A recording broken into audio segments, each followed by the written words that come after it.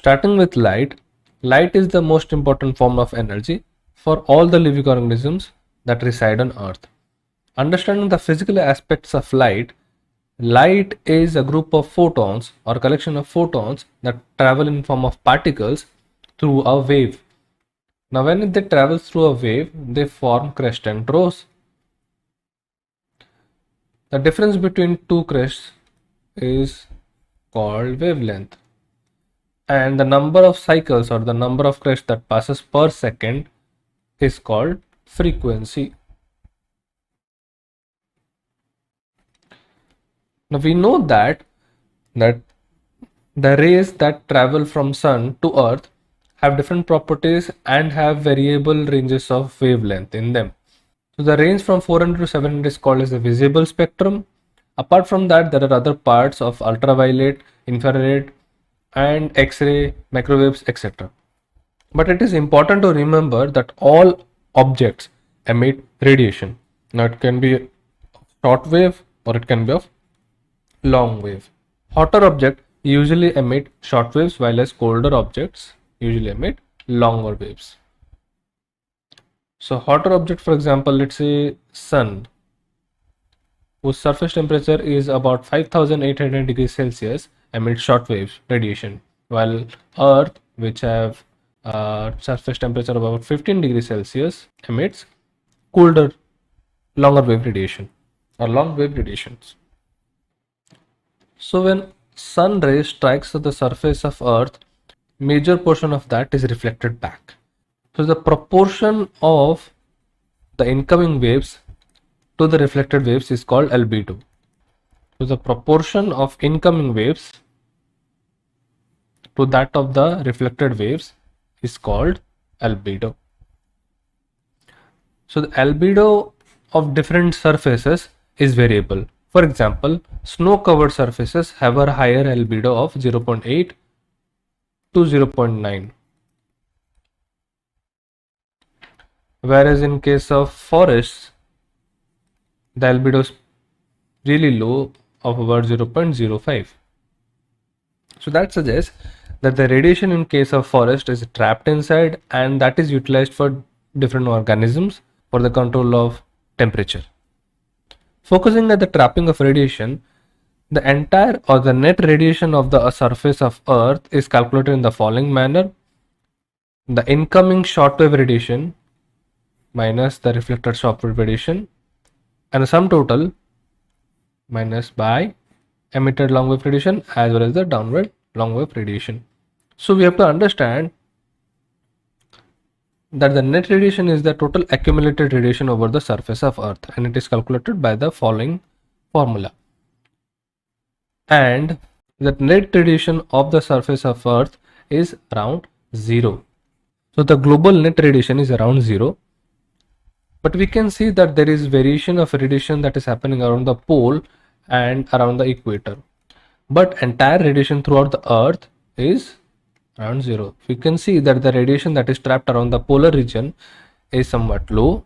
That means the most of the radiation is reflected back, while in case of equator it is trapped inside. But these trends are changing because of the presence and accumulation of greenhouse gases, which we will study in detail about global changes in following chapters. But for now, let's focus on the emittance of radiation and the trapping of radiation that is happening over the surface of earth, which is in turn creating a variation in temperature. So when sun rays fall over the surface of earth, there is a variation according to areas, where for the case of equator it has to travel only shorter distances, while in case of polar areas it has to travel a longer distance. Therefore the polar regions have lower temperature and lesser accumulation of radiation, because of the two reasons: that when sun rays travel to the polar region, they touch to the surface at a steeper angle, due to which it has to cover a larger area and the heat is distributed. And the second reason being, as because the angle is steep, they have to travel a longer distance in the atmosphere, hence disseminating all the heat in the process. Well, in case of equator, they have to travel a shorter distance and it is concentrated over a smaller area. Now we have tried this experiment with magnifying glass, that when we focus sun rays over a particular point, it becomes hotter. So this variation of travel and distances of radiation causes variation in temperature over the surface area of Earth. So the mean temperature or global mean temperature across the equator is high, ranging around 30 degree and above, while in case of polar regions it is usually below 20 degree, minus 20 degree, and ranging sometimes up to minus 50 degree as well. Apart from that, mean annual temperature is also affected by the differences in the earth rotation and the tilt, that is, of the earth structure. So we know that earth is tilted with an angle of 23.5 degree, then that causes variation in day lengths over the time of year. So at particular summer solstice or June 22, a longer days are observed in the northern hemisphere, while in case of winter solstice, longer nights are observed in case of December 22. While in the cases of vernal and autumnal equinoxes, they share equal lengths of day and night. Now these causes seasonal variation among the surface of Earth and differential temperature variation in the polar regions as well as the equator region, tropical region, and continuously. So due to which there is a variable range of temperature throughout the Earth, where we find that in case of temperate regions there is a large scale variation of range that is happening. The range between the lowest temperature and the highest temperature ranging from minus 20 to going up to 20 or 30 degree, while in case of tropical and equatorial regions the range is pretty low and there is very less or minimal variable ranges of change that is happening over temperature. So this constancy of temperature and this regulation of temperature creates a zone of high temperature around the equator, while in case of temperate regions it is usually colder. Now this regulation of temperature creates a variation in air pressure and wind. So we know that air travels from a region of higher atmospheric pressure to a region of lower atmospheric pressure. So in case of equator, which is warmer than that of the poles, the air around the equator is warm and light, hence rises up, creating a low pressure area around the equator and travels towards the poles. Now around the polar region, as because it is colder, the air becomes heavier and falls down and travels towards the equator to fill in to the lower pressure area, creating a circular loop of air travel. But if there would have been no rotation or any kind of topographical variation in the surface of Earth, this would have been the natural movement of air. But as because there is a tilt of 23.5 degrees, as well as the Earth rotates at above 800 kilometers per hour, the movement of air is somewhat multidirectional and it moves clockwise in the northern hemisphere, whereas it moves anti-clockwise in case of the southern hemisphere. Now this kind of movement from the polar region toward the equatorial region and a deflected way is called Coriolis effect.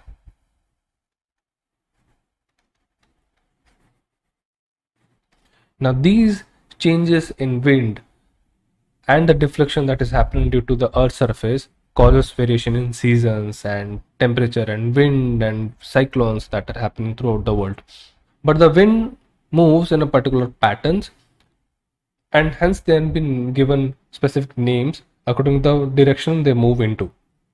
So there are tropical easterlies, there are prevailing westerlies that moves outward in the temperature regions, there are polar easterlies, and so on. While the movement is going on, across the movement of wind around the polar regions, it is defined to a particular smaller region and hence it is restricted and become dense in particular region, which creates a lower pressure area.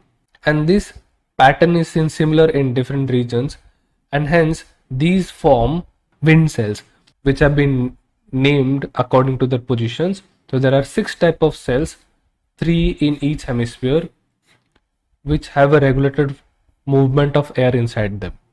So there are northeast trade winds, southeast trade wind, westerlies and easterlies. So these are the determinants of different seasons, rainfall and precipitations that fall over different land. Apart from that, these particular wind and formation also regulates the ocean currents, which move in specific patterns and are called gyres. Now, gyres move in specific pattern in northern and southern hemispheres. So, as we can see, in case of the northern hemisphere, it is clockwise, and in case of southern hemisphere, it is anti-clockwise. Now, these movements also carry warm waters and cold waters from the movement and the region. So, we can see the red arrows indicate warm water and the uh, blue arrows indicate cold water. So there is movement of warm water and cold water, which determines the presence of different aquatic organisms. So movement of oceanic currents as well as wind patterns creates the differential pattern of precipitation over the earth. Precipitation here refers to different types of formation of water molecules, which can be solid in form of ice or hail, liquid in form of dew or rain, and also water vapors. So we all know the water cycle, where an evaporated water in the form of water vapor rises up in troposphere, and after reaching a certain point, it accumulates humidity and returns back to the surface of earth in the form of rain or other forms of precipitation.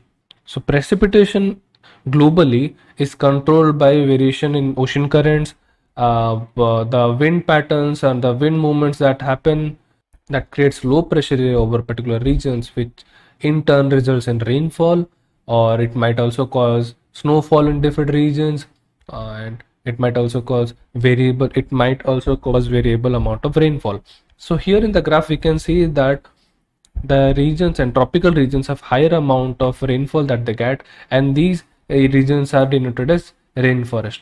So we understand and we know that the regions which have higher amount of rainfall has higher liability or higher chances of being a forest. Apart from that, we can also find an interesting trend here, that all the regions that are associated with coast or the coastal region seem to have higher amount of rainfall. Therefore, the distance between the coastline and the surface or the terrestrial region is also a factor for determination of how much amount of precipitation or the temperature range will be residing in an area. Apart from that, the region's topography. Topography here refers to the arrangement of solid structures like mountains, hills, plateaus, and differential patterns of land formation over the terrestrial regions. So this is an example of a rain shadow area. Rain shadow refers to a particular region which is devoid or faces less rain because of the presence of a mountain. Now this area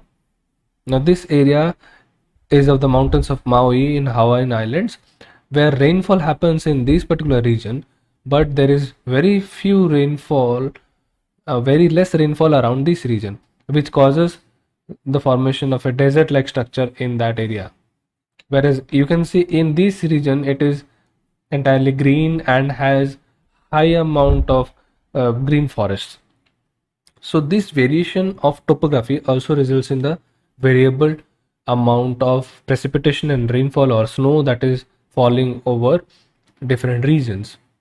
Apart from that, the altitude of a particular region also determines if the type of precipitation would be rain or snow or hail or like that. So the regions which are based on a lower or plain areas have more considerable amount of water as rainfall or precipitation, and when the altitude increases, the temperature decreases, and this is called as the lapse rate of altitudinal increase.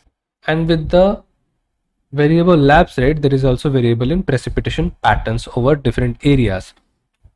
So this here brings how a region would be a rainforest or a deserted areas. So these are multiple factors that we have talked about.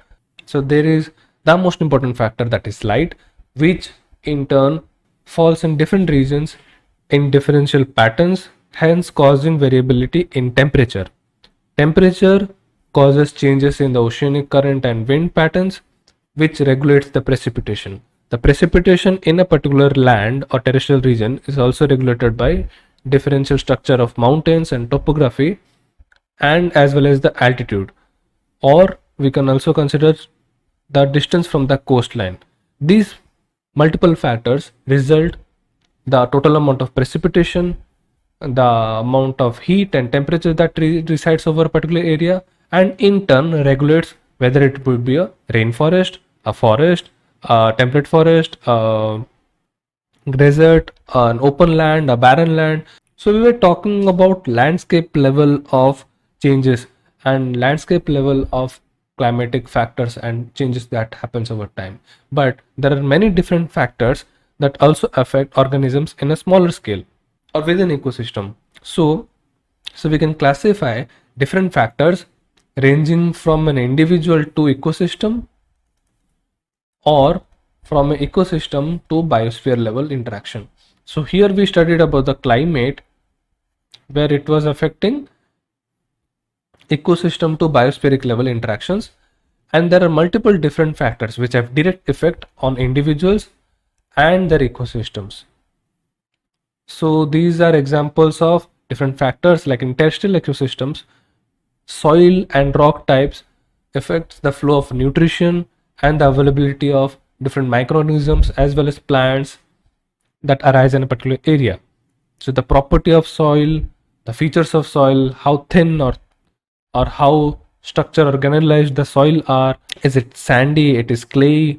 Is it alluvial soil? Is it black soil? So these are different structures of soil and these are different types of soil that are present throughout the earth's surface. We'll talk in detail about the different ecosystems as well. But here it is an overview of different factors that regulates and scales of different ecological processes that are present on the earth's surface. Apart from that, distribution of plants and different organisms that live within soil are also regulated by the water availability and the water holding capacity of that region. Apart from that, how are the soil and rock layers arranged in the particular region? The temperature of the soil, temperature of the rock, or the temperature of the terrestrial ecosystem, or the temperature of the terrestrial zone determines the availability of chemicals, the availability of water in that region, which is important for all the organisms that are residing in that area. Variation in these particular factors will result in variation in different organisms. Now these are the variation that happens in a micro scale or in an organismal level scale or the population level scales, and these hence will be studied in ecosystems. Also in case of aquatic system, different factors like light, direct light, water temperature, dissolved content like oxygen, dissolved oxygen, and carbon dioxide, dissolved carbon dioxide, other gaseous materials as well as other dissolved nutrients, water properties, the turbidity, there might be density, differences in density, the solute content, the salinity, and other factors also affect the movement in water, temperature and organisms, and also the transition to land. Is it over the sand beaches or is it over wetlands or is it over estuarine regions? Now these are also different factors that regulate the ecology of organisms residing in and around aquatic ecosystems as well as terrestrial ecosystems. So now we will talk about these in detail in the following chapters. When we'll go to ecosystem level studies, we'll talk about different ecosystems and how different factors like light, temperature have effects on the organisms that reside in that particular ecosystems.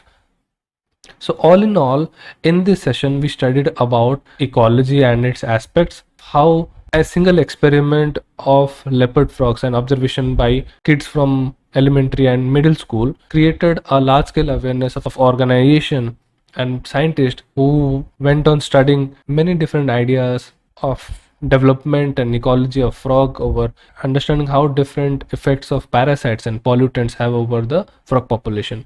Then we understood the ecological scale and how different kind of question can be posed on different levels of organizational schemes in ecology.